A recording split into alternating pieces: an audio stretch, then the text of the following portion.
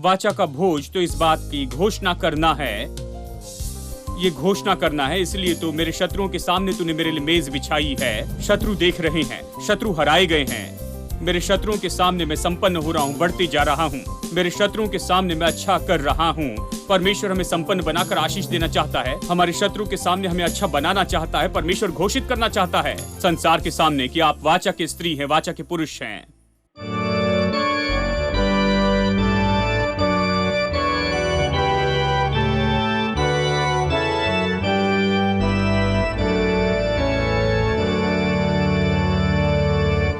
Praise my soul, the King of heaven. To his feet thy tribute bring. Ransomed, healed, restored, forgiven. Evermore his praises sing. Everybody, praise him, praise him, praise him, praise him, praise the everlasting King. Praise him for his grace and favor to our fathers in distress. Praise him still the same forever, slow to chide and swift to bless. Praise him, praise him, praise him, praise him. Glorious in his faithfulness. Father, like he tends and spares us, well our feeble frame he knows. In his hands he gently bears us, rescues us from all our foes. Praise him, praise him, praise him, praise him, brightly as his mercy flows.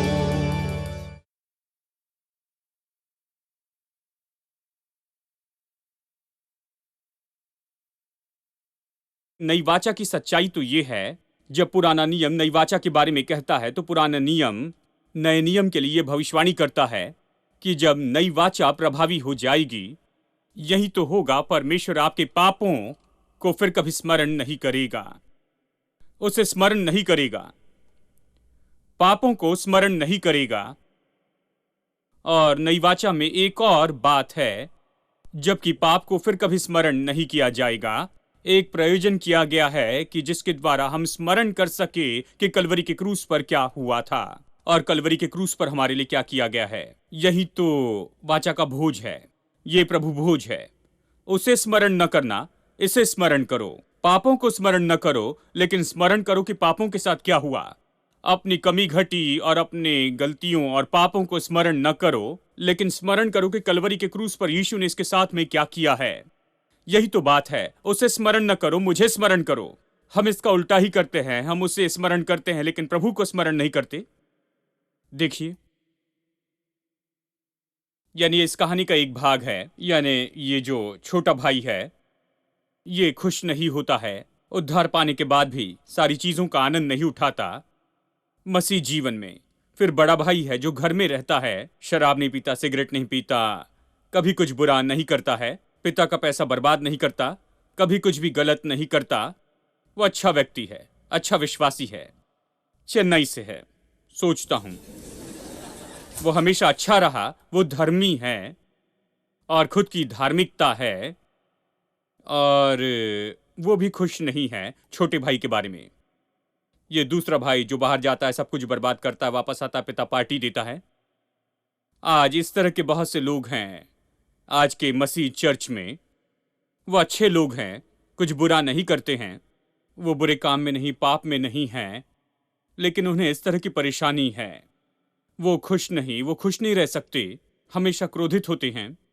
क्योंकि उन्होंने कभी कुछ गलत नहीं किया, लेकिन कभी महसूस नहीं करते हैं कि वो पुत्र हैं। उन्हें हमेशा ऐसा लगता है कि वो कुछ नहीं, उनसे अच्छा व्यवहार नहीं हुआ, कि परमेश्वर उनके लिए अच्छा नहीं। हाँ, तो यीशु ये कहानी बताता है। और जब बुरा बेटा वापस आया तो उत्सव मनाया गया, और उत्सव तो वाचा का भोज था।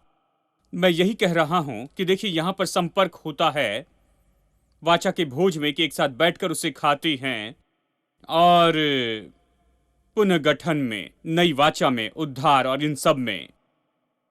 उदाहरण के लिए भजन 23 में देखिए, भजन 23 कैसे लिखा गया है। अध्याय 22, भजन 22 क्रूसीकरण और यीशु के दुख उठाने के बारे में है। अध्याय 23 अगला भजन है, और 24 उसके बाद में आने वाला भजन है। यानी 22 क्रूसीकरण है, और अध्याय 24 ये दूसरे आगमन के बारे में है। अध्याय 23 तो इसके बीच में है, क्रूसीकरण और दूसरे आगमन के बीच में हम यहाँ पर पृथ्वी पर रहते हैं। भजन 23 इसी के बारे में है। भजन 23 खास करके इस पृथ्वी पर हमारे जीवन के बारे में ही है। लेकिन हमने इसे क्या बनाया? हमने इसे कब्रिस्तान के लिए भजन बना दिया है। किसी के मरने और जाने के बाद कब्रिस्तान में हम गाते हैं कि यहोवा मेरा चरवाहा और मुझे कोई घटी नहीं होगी। और कब्रिस्तान में भजन 23 को पढ़ते हैं, यहोवा मेरा चरवाहा मुझे कोई घटी नहीं होगी। वो व्यक्ति मर गया, चला गया। मैं जानता हूं उसके मरने के बाद भी वो चरवाहा है, लेकिन फिर भी हमने मानो इसे समर्पित कर दिया है उस मरे हुए के लिए। जानते हैं, जो अब मर चुका है वो अब परमेश्वर के प्रयोजन में और इन सारी बातों में प्रवेश करता है। लेकिन ये यहाँ पर के जीवित लोगों के लिए है। ये भजन इस तरह से कहता है, यहोवा मेरा चरवाहा मुझे कोई घटी नहीं होगी। इसके बाद में कहता है, एक जगह पर वो कहता है कि मेरे शत्रु के सामने तूने मेरे लिए मेज बिछाई है। तूने मेरे शत्रु के सामने मेरे लिए मेज बिछाकर रखी है। तो इसका मतलब क्या है? इसका मतलब है कि ये नई वाचा, भजन 23 तो नई वाचा का भजन है। अध्याय 23 क्रूसीकरण के बाद का है। क्रूसीकरण के बाद नई वाचा शुरू हो गई है, और ये तो नई वाचा का भजन है। और नई वाचा का विश्वासी कैसे जीता है? वो कैसे जीता है? परमेश्वर उसका चरवाहा होता है, वो उसका सुरक्षा करने वाला, प्रयोजन करता होता है, और ये सब कुछ। और प्रभु ही, वो केवल उसका सुरक्षा करने वाला ही नहीं, लेकिन वो उसके लिए उसके शत्रु के सामने मेज तैयार करके रखता है। ये मुझे पसंद है, क्योंकि ये बताता है कि ये वाचा की मांग है कि व्यक्तिगत भीतरी विश्वास से बढ़कर हो। ये मांग करता है कि हम उत्सव मनाएं प्रभु के साथ, हमारी एकता का, अपने पूरे व्यक्तित्व के साथ, यानी आत्मा, प्राण और शरीर। और इस तरह से इसका उत्सव मनाने के लिए इसमें बात जुड़ी है, इसके अंदर जरूरी है वाचा का भोजन। बहुत से लोग मसीह जीवन को इस तरह से सोचते हैं, ये व्यक्तिगत बात है, मेरे और परमेश्वर के बीच में कोई न जाने, किसी को बताने की जरूरत नहीं, मैं चुप रहता हूं, अपने अंदर इसे रखता हूं। नहीं, वाचा का भोज तो इस बात की घोषणा करना है, ये घोषणा करना है। इसलिए तो मेरे शत्रुओं के सामने तूने मेरे लिए मेज बिछाई है। शत्रु देख रहे हैं, शत्रु हराए गए हैं। मेरे शत्रुओं के सामने मैं संपन्न हो रहा हूं, बढ़ते जा रहा हूं। मेरे शत्रुओं के सामने मैं अच्छा कर रहा हूं। परमेश्वर हमें संपन्न बनाकर आशीष देना चाहता है। हमारे शत्रु के सामने हमें अच्छा बनाना चाहता है। परमेश्वर घोषित करना चाहता है संसार के सामने कि आप वाचा के स्त्री हैं, वाचा के पुरुष हैं। यानी वाचा में सबके सामने उत्सव होता है। परमेश्वर ने जो किया उसका सबके सामने उत्सव होता है।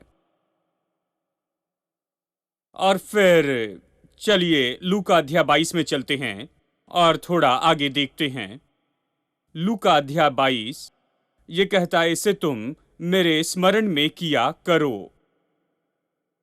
हमने ये देखा है कि क्यों उसे स्मरण करने में जुड़ा है रोटी और दाखरस, खाना और पीना।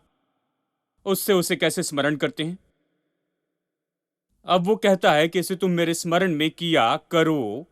इसका क्या अर्थ है? उसे कैसे स्मरण करते हैं? उसे स्मरण करना तो हमेशा गड़बड़ी की बात होती है।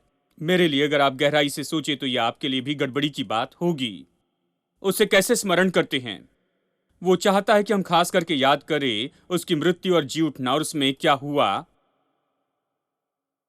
तो कैसे उसकी मृत्यु को स्मरण करते हैं और क्रूस पर क्या हुआ और उसका पुनरुत्थान, उसे कैसे स्मरण करेंगे? देखिए, स्मरण करना तो ये है, स्मरण मतलब हमें उसे याद करना है। और उन सारी बातों को फिर से याद करना जो भूतकाल में बातें हुई थी, उसे फिर से याद करना और उस पर विचार करते जाना, यही तो स्मरण है। ठीक है, कैसे स्मरण करते हैं? उसे जो कुछ समय पहले हुआ है लेकिन आप वहां पर नहीं थे, आपने उसे नहीं देखा है, तो कैसे याद करते हैं? और जो कुछ हुआ उसे कैसे स्मरण करते हैं? कैसे इन बातों के बारे में आप सोचते हैं? इन बातों को कैसे स्मरण करते हैं? हाँ, ये ऐसे है, कोई आकर मुझसे कहे कि तुम्हें याद है वो ट्रिप हमने की थी, छुट्टियों में हम सिंगापुर गए थे। अगर मैं पूछूं कब गए थे तो कहेंगे 1910 में। जानता हूं मैं बूढ़ा हूं, लेकिन इतना बूढ़ा नहीं। मैं उनसे कहूंगा भाई देखिए, 1910 में मेरा जन्म भी नहीं हुआ था, तो मैं सिंगापुर में आपके साथ उस यात्रा में नहीं आया था और मुझे याद करने के लिए कुछ भी बात नहीं है। 1910 में ये मेरे लिए बिना अर्थ का है, क्योंकि मैं वहां नहीं था। मैं उसे याद कर सकता हूं जिसका मैं भाग था, जिसे मैंने देखा, अनुभव किया, उसे याद कर सकता हूं। यानी जब यीशु ने कहा मेरे स्मरण में यही किया करो, मतलब ये रोटी खाओ, इस कटोरे से पियो और मेरे स्मरण में यही किया करो, तो वो क्या कह रहा है? देखिए, ये तो पूरी तरह से असंभव है कि उसे स्मरण करूं जब मैं वहां पर नहीं था। ये तो 2000 साल पहले हो चुका है, और न 1910 में। 2000 साल पहले ये हुआ, मेरा उसके साथ में कोई संबंध नहीं था, और ये तो मेरे साथ में किसी तरह से नहीं जुड़ता है। ये तो पूरी तरह से एक अलग युग में हुआ था। मैं उसे कैसे स्मरण करूं? जब वो कहता स्मरण करो मतलब क्या है, तो हमें स्मरण शब्द का अर्थ देखना होगा। आज हमारे लिए ये स्मरण शब्द जो है, इसका एक अर्थ है, और वो है, जैसे ही कोई कहता है याद करो, तो हम तुरंत मानसिक रूप में भूतकाल की घटना के बारे में याद करते हैं और कुछ बातों को याद करते हैं। लेकिन यीशु के दिनों में लोगों के लिए स्मरण करना कुछ और बात थी। उनके लिए हिब्रू और ग्रीक में, इन भाषाओं में स्मरण शब्द का बिल्कुल अलग अर्थ होता है। देखिए, सबसे पहले इसका अर्थ है कि ये केवल दिमागी काम नहीं है, यह ऐसी क्रिया है जिसमें पूरा व्यक्तित्व जुड़ा होता है, आपकी आत्मा, प्राण और शरीर भी। स्मरण करने का संबंध तो शारीरिक क्रिया से भी होता था, केवल सोचना नहीं, केवल भावनात्मक नहीं, केवल आत्मिक नहीं, लेकिन इसमें शरीर भी जुड़ा था।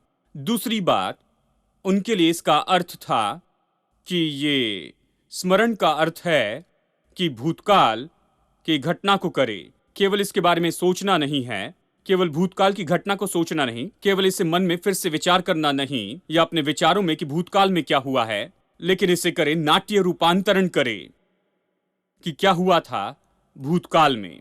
तीसरी बात, उनके लिए यह अर्थ था कि जिसे स्मरण किया जाता है वो पूरी तरह से उसकी पहचान के साथ मिलता है, उसमें सहभागी होता है, उन सारी सामर्थ्य में और उसके प्रभाव और उसकी आशीषों में जो असली घटना के भाग थे। यानी 3 बातें हैं। एक तो इसमें पूरा व्यक्तित्व है। स्मरण करना मतलब ये केवल मन से नहीं किया जाता है, ये शरीर से भी होता है।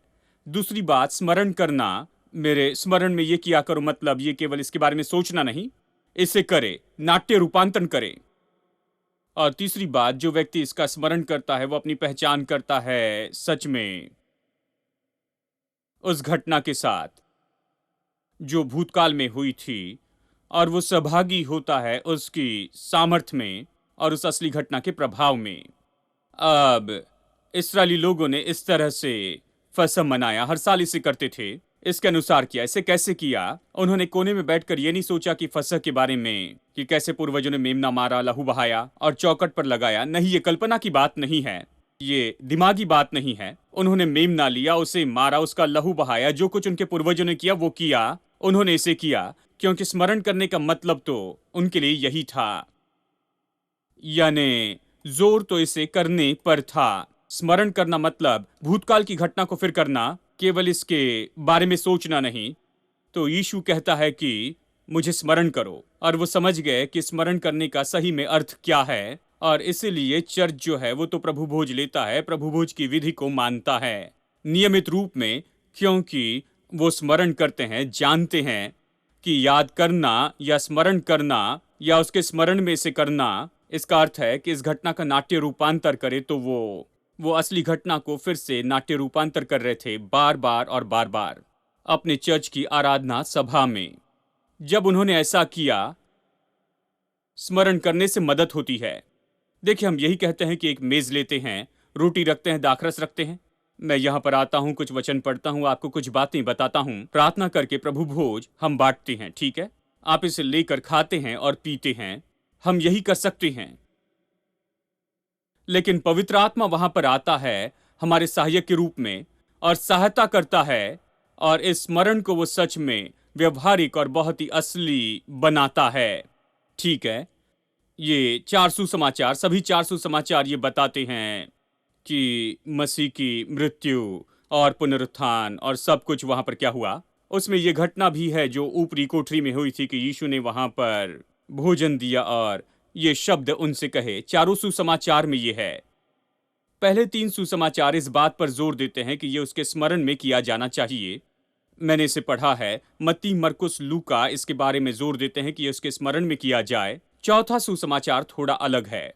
ये इस बात पर जोर देता है कि कौन है जो हमें स्मरण करने में मदद करता है, उसे स्मरण करने के मामले में मदद करता है।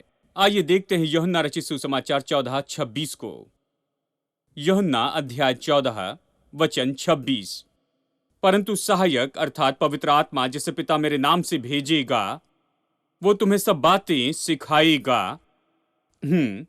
वो सब तुम्हें स्मरण कराएगा। देखिए फिर से ये शब्द यहां पर आता है, जो कुछ मैंने तुमसे कहा है तुम्हें स्मरण दिलाएगा। दूसरे शब्दों में वो कहता है पवित्र आत्मा सहायक है, मदद है कि हमें ये सारी बातें सिखाएं और हमारी मदद करता है कि उन बातों को स्मरण करे जो उसने हमसे कही हैं। तो पवित्र आत्मा मदद करता है कि उसे स्मरण करे। हम शारीरिक काम करते हैं, हम लोगों को जमा करते हैं, रोटी दाखरस रखते हैं, प्रार्थना करते हैं, बांटते हैं, लोग लेकर इसे खाते हैं और पीते हैं। लेकिन पवित्र आत्मा ये काम करता है कि उसे सही तरह से स्मरण करने में हमारी मदद करता है कि स्मरण करे उसकी मृत्यु और पुनरुत्थान, कि वो अब क्या है और अब हम क्या हो चुके हैं। ये सब कुछ पवित्र आत्मा ने सिखाया है और इस पर वो जोर देता है जैसे पवित्र आत्मा आकर काम करता है। अब देखिए एक और बात, लूका के सुसमाचार में हमने पढ़ा है अध्याय 22 वचन 19 और 20, ठीक है, कि यीशु ने क्या कहा है कटोरे और रोटी के बारे में और कैसे उन्हें ये दिया और ये सारी बातें कही। ये एक भोजन है, यानी ये कि क्या हुआ उस ऊपरी कोठरी में जब यीशु ने चेलों को जमा किया, उन्हें ये दिया ये भोजन, और उसने प्रभु भोज की स्थापना वहां पर की। लूका एक और भोजन के बारे में कहता है। देखिए लूका का सुसमाचार पहला भोजन अध्याय 22 में हमने इसे पढ़ा है, इसे फिर से नहीं पढ़ेंगे। अध्याय 24 में एक और भोजन के बारे में पढ़ते हैं। अध्याय 24 वचन 30। जब वो उनके साथ भोजन करने बैठा तो उसने रोटी लेकर धन्यवाद किया और उसे तोड़कर उनको देने लगा। ये किस बारे में कहता है? ये कैसा भोजन है? ये एक और भोजन है बिल्कुल पहले के जैसे ही, लेकिन ये भोजन उसने चेलों के साथ में अम्माउस के मार्ग पर किया था। याद है पुनरुत्थान के बाद वो अम्माउस के मार्ग पर उनसे मिलता है। चेले उसे नहीं पहचानते हैं, उन्होंने सोचा वो मरकर चला गया। अचानक ये व्यक्ति रास्ते पर उनसे मिलता है, आकर उनसे बातें करता है। उन्होंने नहीं जाना कि ये यीशु है, और फिर यीशु उनके घर में आया, उनके साथ बैठकर खा रहा था और उसने ये काम किया। उसने बैठकर भोजन किया, उसने रोटी ली, धन्यवाद दिया, तोड़कर उनको दिया, धन्यवाद दिया, तोड़कर उन्हें दिया, धन्यवाद दिया, तोड़कर उन्हें दिया। ये उसका तरीका था, ये तो उसने पहले भी किया था। तो उन्होंने स्मरण किया, हाँ ये तो वही है, क्योंकि ये वही है जिसने अपनी मृत्यु के पहले हमें जमा किया और उसके स्मरण में ये चाहता है कि हम इसे करते जाएं। उसने धन्यवाद दिया, उसे तोड़ा और उन्हें दिया। जब इस समय धन्यवाद देकर तोड़ के दिया तो उन्होंने याद किया, हाँ ये वही है। उनकी आंखें खुल गई और वो देखने लगे कि ये वही है। आगे पढ़ते हैं, तब उनकी आंखें खुल गई और उन्होंने उसे पहचान लिया और वो उनकी आंखों से छिप गया।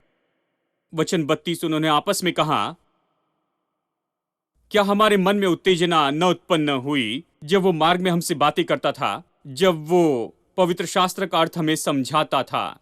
वचन 35, तब उन्होंने मार्ग की बातें उन्हें सुनाई और ये भी कि उन्होंने उसे रोटी तोड़ते समय कैसे पहचाना। यानी जब यीशु उनसे मिलता है, रोटी ली, धन्यवाद देकर तोड़ा, उन्हें दी, उनकी आंखें खुल गई, उन्होंने देखा कि ये वो है और वो वहां से चला गया। और फिर वो बातें कर रहे थे, एक दूसरे को बता रहे थे कि कैसे उनका दिल उनके अंदर में उत्साहित हुआ जब वो मार्ग में उनसे बातें कर रहा था, जब उनसे मिला। और जब उसने उनके सामने वचन से बताया, मार्ग में चलते हुए उनसे बातें कर रहा था, वचन खोलकर उन्हें उसका अर्थ बता रहा था, वचन जो वो नहीं समझ रहे थे, और उस समय उनके दिल में कुछ हो रहा था।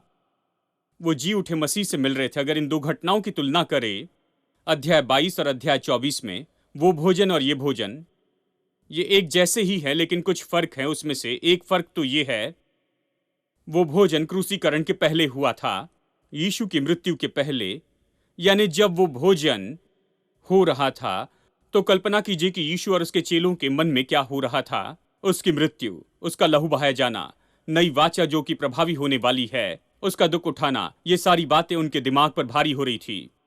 जब उसने रोटी ली और कहा कि ये मेरी देह है जो तुम्हारे लिए तोड़ी जाती है, कल्पना करें क्या महसूस किया होगा। वो कह रहा था कि उसकी पूरी देह तोड़ दी जाएगी, सताया जाएगा, सताव होगा, मारा जाएगा।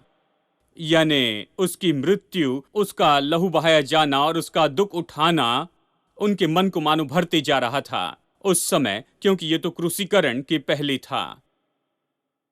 लेकिन ये घटना जो कि अध्याय 24 में है, ये तो पुनरुत्थान के बाद में हुई। ये तो जी उठा है, वो मृत्यु और कब्र पर जयवंत हो गया है, वो बाहर आया है, फिर से जी उठा है।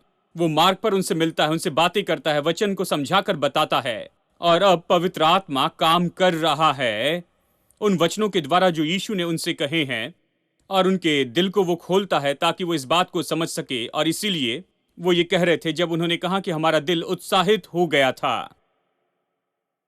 पवित्र आत्मा उनसे बातें कर रहा था, पवित्र आत्मा उन्हें यह दिखा रहा था वो सारी बातें जो उस समय तक नहीं समझ पाई थी, उस समय तक जिन बातों को उन्हें समझना बहुत ही मुश्किल हो गया था। तो अब यह हमें क्या बताता है?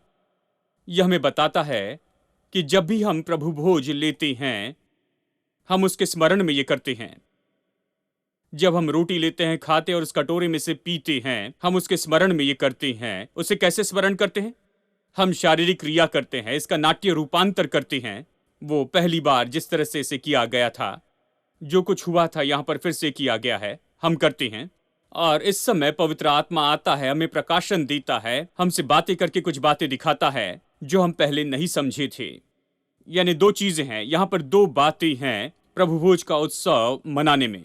एक बात यह है कि हम उसकी मृत्यु, उसके दुख उठाने के बारे में सोचते हैं, उसका क्रूसीकरण और ये सब, इसके कारण हम दर्द महसूस करते हैं कि उसका क्रूसीकरण सोचे, उसका लहू बहाया जाना, उसकी मृत्यु, और उसके लिए दुखी ना हो। हाँ, इसमें कुछ दुख जुड़ा है जब हम सोचते हैं कि उसने आपके लिए कैसे किया, वहां लटका रहा, कैसे लहू बहाया, वो मरा। हाँ, ये दुख की बात है, लेकिन उस दुख के ऊपर में, यानी उस दुख से 1000 गुना हम कह सकते हैं कि आनंद है उस दूसरी ओर। वो इसलिए क्योंकि अब वो वहां पर लटका हुआ नहीं है, अब वो वहां पर अपना लहू नहीं बहा रहा है, उसे मारा नहीं जा रहा है, उसे सताया नहीं जा रहा है, वो अभी वहां पर मरा हुआ नहीं है, वो अब जीवित है, उसे मुर्दों में से जिलाया गया है। जैसे अम्माउस के समय चेले उससे मिल रहे थे, वैसे हम उससे मिल रहे हैं, हम इस दूसरी ओर हैं। कल्पना करें कि कैसे महसूस करेंगे अगर हम उस ऊपरी कोठरी में होते जहां यीशु ने रोटी ली, धन्यवाद देकर कहा कि तुम इसे खाओ, ये मेरी देह है जो तुम्हारे लिए तोड़ी गई। हम बहुत ही दुख महसूस करते कि उसे सताया जाएगा, वो मरेगा, शरीर में सताया जाएगा और उसे मार दिया जाएगा। कल्पना कीजिए कि क्या होता अगर हम इम्माउस के चेले होते और उसके साथ में वहां होते, और यीशु जो जी उठा मसीहा है हमारे सामने प्रकट होता है, खुद को हम पर प्रकट करता है, अपने आप को दिखाता है, और परमेश्वर का वचन हमें बताता है, और परमेश्वर का वचन जीवित होता है, और हम प्रकाशन पाते, हमारे दिल में कुछ प्रज्वलित होने लगता है। दिल में प्रोत्साहित होने का मतलब है कि वो तो ऐसे आनंद से भर गए, और खुशी और आनंद से वो भर गए। सच में यही इसका अर्थ है। ये तो कुछ ऐसा था, ये कुछ ऐसा था, फूटने वाला आनंद उनके अंदर था। यही तो वो बता रहे थे जब उन्होंने कहा हमारा दिल हमारे अंदर में प्रज्वलित हुआ था। Clap your hands, everybody.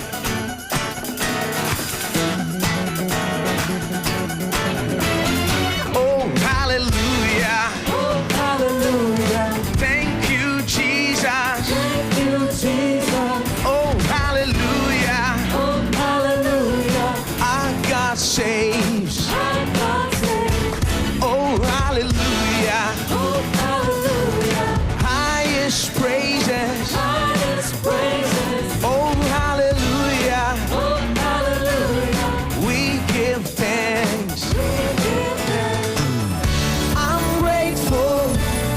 for who you are and all you've done. Thank you, Lord, for saving me. Thank you, Lord, for saving me. Oh, my soul, hallelujah. Thank you, Lord, for saving me. Thank you, Lord, for saving me. Thank you, Lord, for saving me. Oh, my soul, hallelujah. Thank you, Lord, for saving me. Yeah, yeah. Oh, thank you, Lord. My soul cries out, my soul cries out.